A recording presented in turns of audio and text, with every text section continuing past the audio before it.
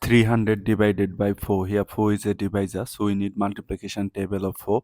4 times 0, 0, 4 times 1, 4, 4 times 2, 8, 4 times 3, 12, 4 times 4, 16, 4 times 5, 20.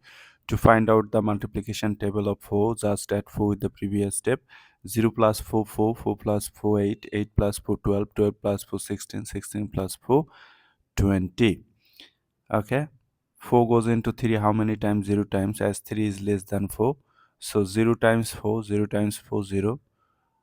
Subtract, you are getting 3. Bring down the next digit 0. 4 goes into 30 how many times? Look, 8 times 32, which is get us, so 7 times, which is 28. 7 times 4, 28. Subtract 2. Bring down this 0. 4 goes into 20 how many times? 4 goes into 20 5 times. So 5 times 4, 20. If you subtract, you are getting 0. So since our remainder is 0, we are done. Our answer is 075 means 75.